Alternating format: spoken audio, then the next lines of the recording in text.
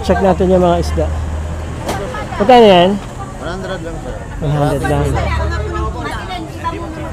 Magkano pa nga ng tuna nyo? 350. Ang pompano magkano? Oh, pompano. Ha? 450. Tangigi po. 450? May tangigi, dorado. Magkano tanigi? Tanigi daw mo. 600. 600. Ang dorado po, 300. Itong suran? Yan, sungayan. 600. 600 per kilo. Pampano, 450 po. May bilid din po kami ng pinsal mo, pagsigang. Ayun po sir, Malaga. Alimasa kung may alimasa kami po ay baka Ano tawag sa lugar na to, boss? Ano? Tawag dito sa lugar na to, ma? dito mo sir, tubuan ko. Tubuan, Labrador. Bili ka na po sir dito. Wait lang, ikot lang muna ako.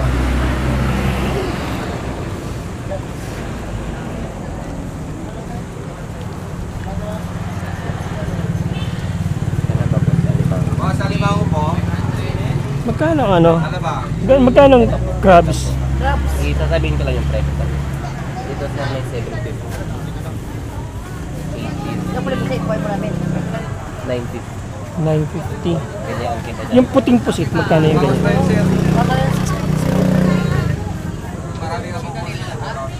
Pampano sir. Ito yung yellow pin na maliliit sir oh. May yellow pin. Gusto mo? Wait lang po.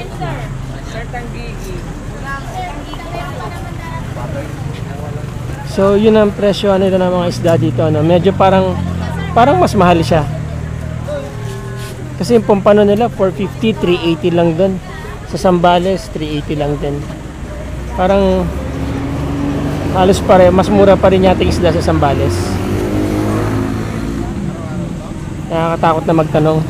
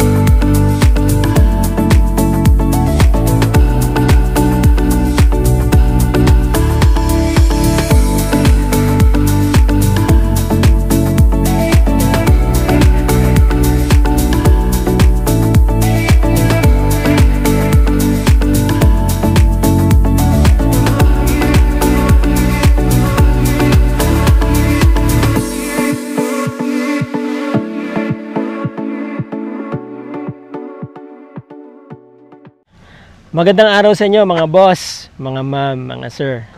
Well, happy ako ngayon. Lumabas na tayo ng Zambales.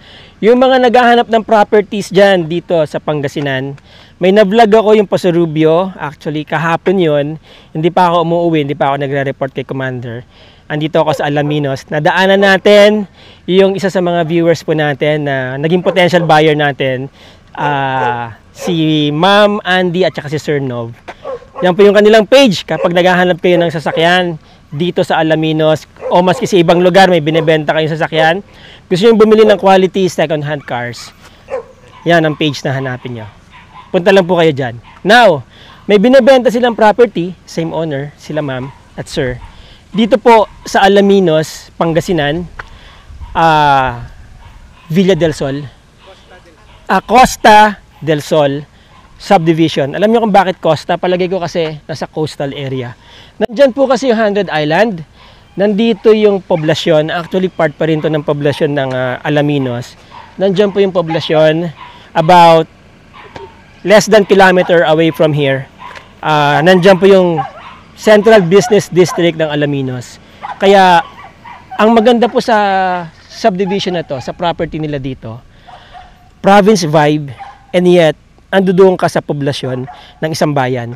Napakalapit nyo sa mga amenities at infrastructures or amenities ng bayan na halimbawa, gusto nyo pumunta ng palengke, travel by bus, or say, meron kayong mga kailangan gawin sa munisipyo, napakalapit. Ito po yung property. Yan.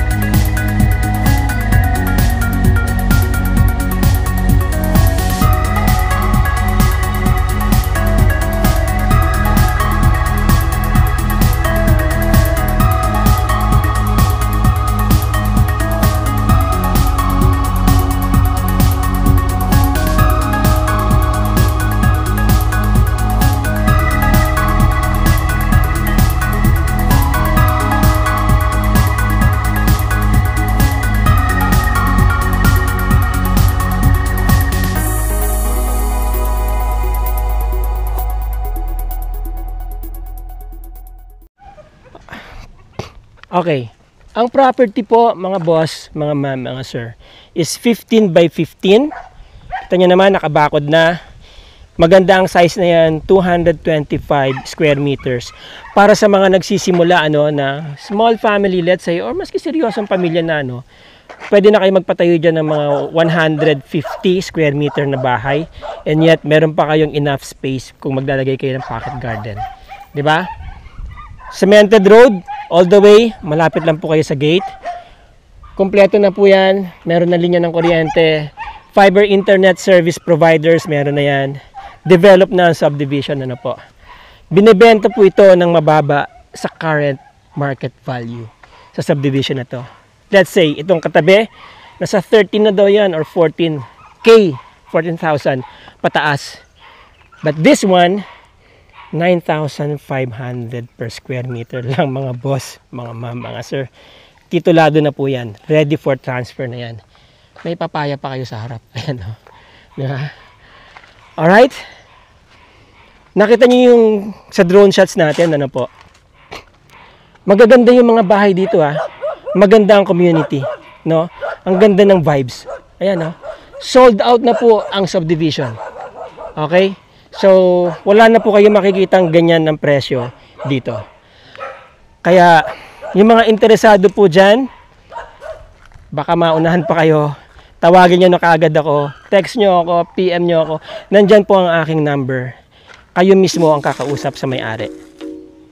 Pagka interesado kayo, bibigay ko yung number niya sa inyo. Kayo nang bahala magtawaran. Okay? Mga boss, mga ma'am, mga sir. Again, maraming salamat po sa inyong pananood. At maraming salamat sa inyong oras. Till the next video. Ciao!